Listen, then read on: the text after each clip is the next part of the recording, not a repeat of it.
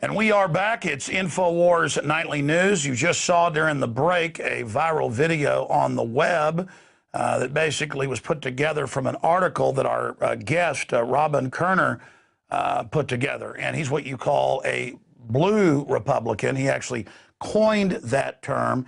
And he's got a pretty big volunteer organization out there, just as a lot of people voted for Obama because he claimed he was against all these wars and torture. Now he supported it. What Robin and others are saying is, well, now you've morally got to support Ron Paul. And we see a lot of Democrats, a lot of independents coming over and registering as Republicans, crossing over so that Ron Paul can win. And he's neck and neck. He's still got a very good shot and growing, despite the fact the establishment media has said that he can't win from the beginning.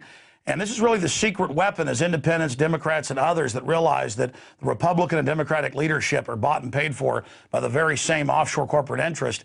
It's key to have them wake up and come together. And this video that we just showed you is a great way to educate people on how they can do that. So I wanted to get Robin on with us to talk more about what he's done. And it's just another example of what one person can do, taking action, joining with others. It's had a great response out there. Robin, thanks for coming on with us. My pleasure, Alex. Thanks for having me. Oh, wow. So, I mean, tell us about your organization.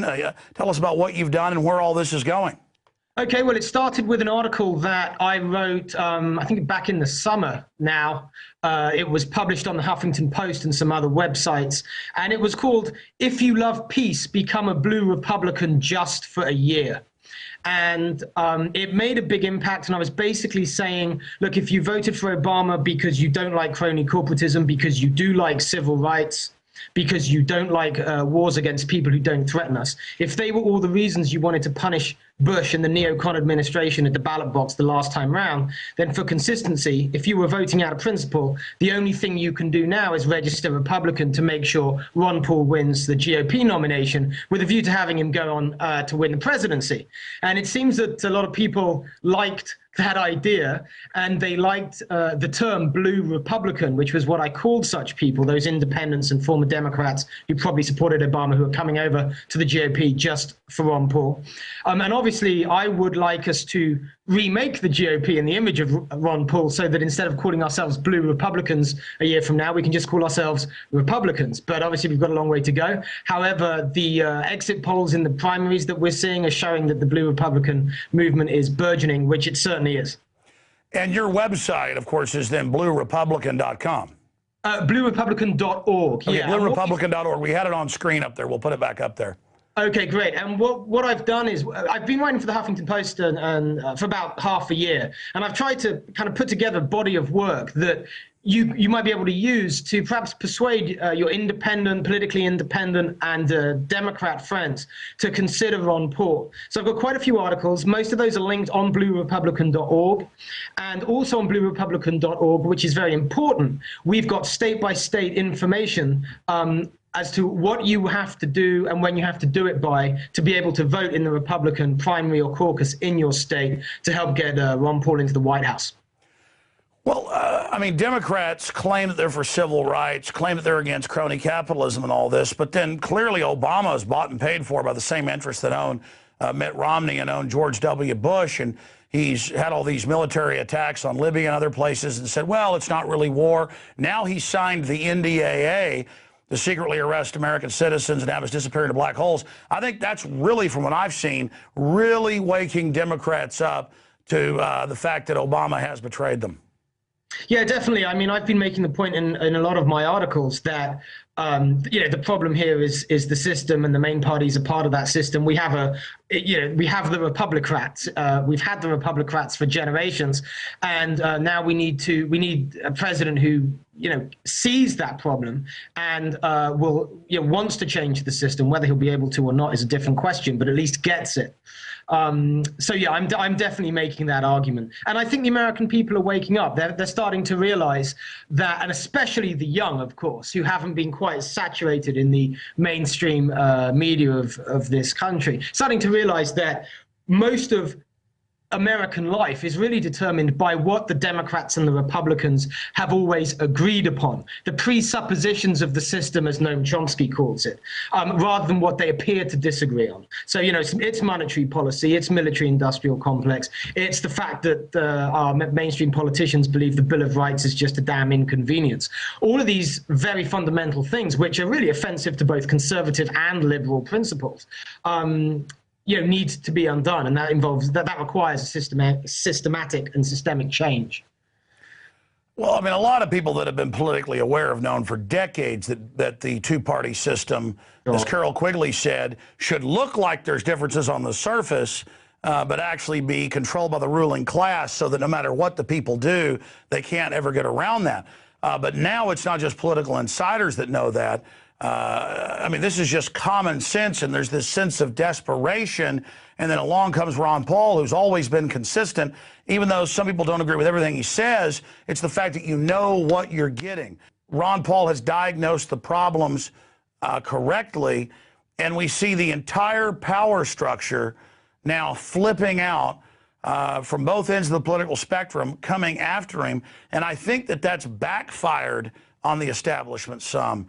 And the fact that the establishment media has tried to say, hey, you know, you can't vote for Ron Paul, he's a joke candidate. I really think that type of patronizing tone has backfired. What are you hearing from Democrats, independents, classical liberals, and people? I mean, why are they supporting Ron Paul? I think for all the reasons we've just been describing. I mean, I think there's a certain sense that, you know, we've tried the so-called left, we've tried the so-called right, we've tried the main offerings on the menu, you know, the Republicans and the Democrats, and that for generations has brought us to where we are.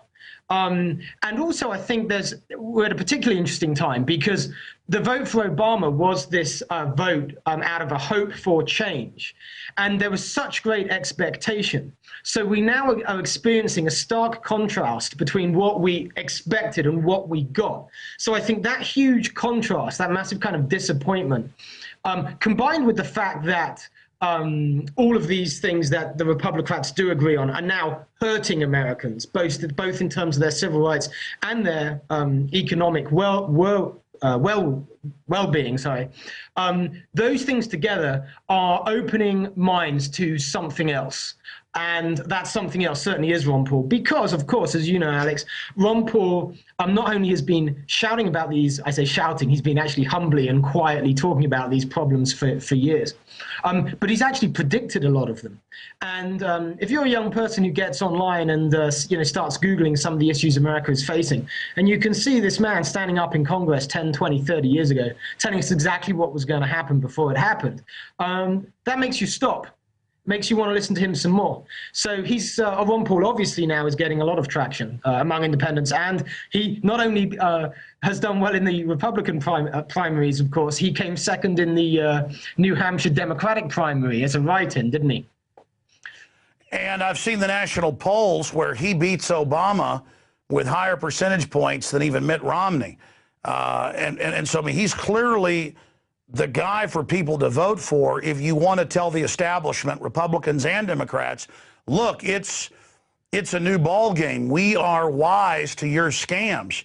And, you know, I've pointed out that putting your energy behind Ron Paul, promoting him, even if he doesn't win because of election fraud and dinosaur media scams, we win by having somebody there pointing out that the emperor has no clothes and that this whole thing is a big joke. If Ron Paul wasn't in there, we wouldn't be hearing any sanity from Obama or the Republican stooges. I mean, these are hopelessly hypocritical, bought and paid for puppets.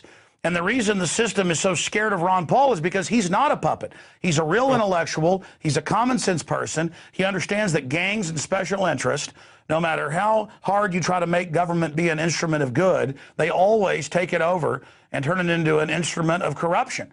And all his predictions about police state are coming true. All his predictions about the collapse of the currency are coming true.